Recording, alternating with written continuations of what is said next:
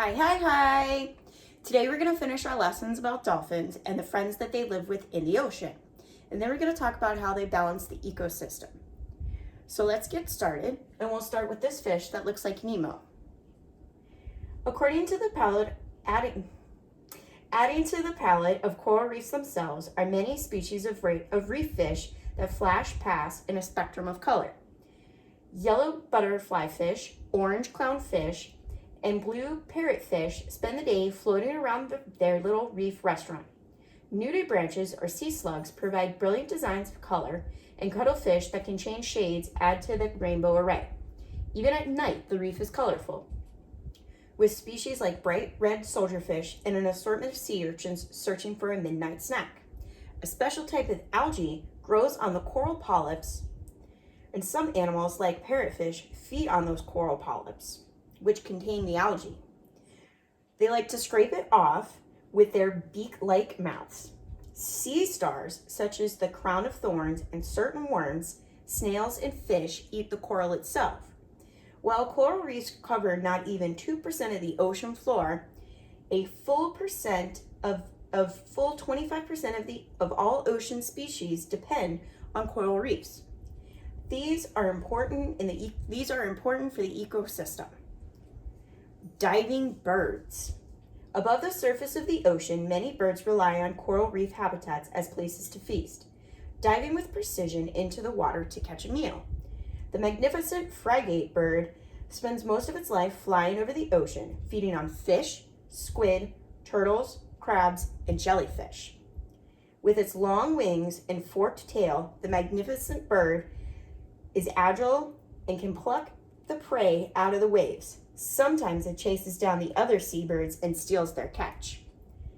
To attract a mate, the male puffs up its bright orange throat and clacks its bill. Females lay their eggs in mangroves along the edge of the islands near the coral reefs. Another diving bird commonly found around coral reefs is the cormorant. To assist with deep dives under canopy waves, these birds' bones are heavier than average. Unlike other bird species, they do not have oil glands to keep their feathers waterproof. After fishing for food, the weight of their wet wings is too much, so they spread their wings out to dry before they fly again and continue to hunt. Other seabirds have very light bodies designed to glide far and float easily, making it difficult for them to dive underwater. To solve this problem, they use speed. From great heights, they dive into the water using velocity and a streamlined shape to propel themselves below the surface. Plunge divers like the northern gannets will drop as high as 130 feet, hitting the water at about 55 miles an hour. Their slit-like nostrils can be closed off to prevent salt water from entering, and air sacs under their skin help protect them from injury, like an airbag in a car. Dolphins balance the ecosystem. Like all ecosystems, coral reefs must maintain a balance between predators and prey. It is easy to imagine what might happen if a coral reef becomes damaged and cannot protect as many animals. Attacks by predators will outspace the ability of prey species to reproduce, and their population numbers will decline. Soon, there is not enough food for the predators to survive. The reef ecosystem then becomes unbalanced. Alternatively, without enough predators around, the animals using the reef for shelter will survive longer and reproduce more, to the point where the reef is unable to support all of those individuals. In that case, the balance tips the other way. Having the right balance between predators and prey prevents one species from taking over. With just the right number of dolphins near a reef, populations of prey species are kept in check without stripping the amount of food available for the population of dolphins. The same is true for the other top predators and food webs to which they belong. For instance, a healthy coral reef is where many species of sharks will find their favorite. Scientists have found that the heaviest coral reefs have the most sharks. The presence of this top predator in abundance, even outnumbering the prey species, keeps the entire ecobalance in place. The relationship between predator and prey is constantly swinging back and forth like a pendulum over a point of perfect balance. If the pendulum is pushed too far in one direction or the other, then the ecosystem is unbalanced, and one group or the other will suffer until the balance is reset. In addition to the carefully balanced relationships between predators and prey, there are animals sharing coral reef ecosystem that have developed cooperative relationships. These partnerships, known as mutualisms, involve two different species sharing a space to benefit both. One common example is the symbiotic mutualism between clownfish and sea amoebas. Sea amoebas use toxic tentacles to sting and catch fish as their food. Clownfish can hide in the sea amoeba's tentacles, and then the clownfish receives protection from the predator. In return, the sea amoeba benefits by keeping the water flow over the tentacles to bring in oxygen and microorganisms to eat. However, there's a dead zone. In some regions of the ocean, there are no fish, corals, seabirds, invertebrates, or even marine animals.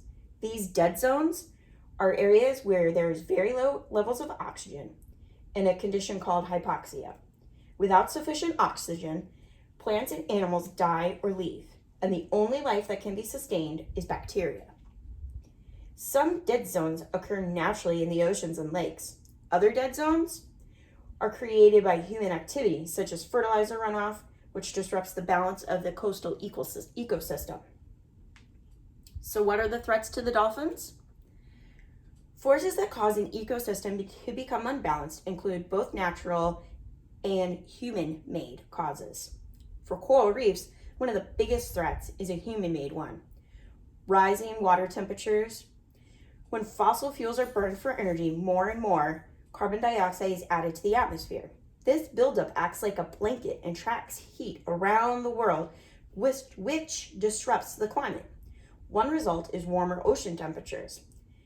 As the ocean temperature rises beyond a certain point, coral polyps expel the algae living in them, losing both their food source and their coloration. This condition is known as coral bleaching. At the same time, the ocean absorbs some of the extra carbon dioxide emitted into the atmosphere when fossil fuels are burned, and that changes the chemistry of the ocean, which is called acidification. Ocean acidification causes osteoporosis of the sea, which prevents animals like corals from building and maintaining their calcium carbonate skeletons they need to create reefs. Just as humans need calcium to build their bones, corals and sea animals need calcium carbonate to build strong skeletons and scales. The addition of rampant carbon dioxide is reducing the amount of calcium carbonate in the ocean and dredging coral reefs. Regular carbon dioxide is used and created by normal life processes, but excessive carbon dioxide comes from burning fossil fuels for energy. When we burn fossil fuels, we put a lot of stress on the ocean, damaging its ability to keep the climate stable. As a result of this stress, sometimes the ocean pumps too much heat and moisture throughout the system, sometimes too little. If we think about the ocean as the heat in the bloodstream of the climate, it is clear that we need to prevent further damage to it. A heart must be monitored and cared for to ensure overall health and functioning, and the best care is preventative care. The ocean is vital to Earth and life. Scientists estimate that the ocean plants produce as much as 90% of the planet's oxygen. 1/3 of the carbon dioxide that is produced globally is absorbed by the ocean, helping to prevent overheating of the planet. We can help the ocean perform these functions more effectively by reducing the amount of carbon dioxide produced through human activity. The balance of the coral reef ecosystem can also be disrupted by overfishing. Overharvesting of fish results in an imbalance between predator and prey and can cause coral reefs and all their inhabitants to suffer. If the population of a particular species dips below a critical point, it may not be able to recover and could be fished to extinction. In areas where sharks are harvested for their fins, those species are in a rapid decline. Another human-made threat to dolphins and other sea life is marine pollution.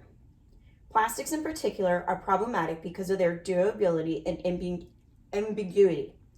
Non-biodegradable plastics find their way into the ocean, gets broken into smaller and smaller bits, and can be mistaken for plankton by filter feeders like humpback whales. Plastic bags resembling jellyfish can choke sea turtles that try to eat them. Plastic with rough edges can damage the sensitive skin of dolphins, or worse, tangle them up in plastic ropes and fishing line. All right, guys, that concludes our lesson on dolphins. I miss you. Stay safe, be happy, and I will see you next time for our next surprise.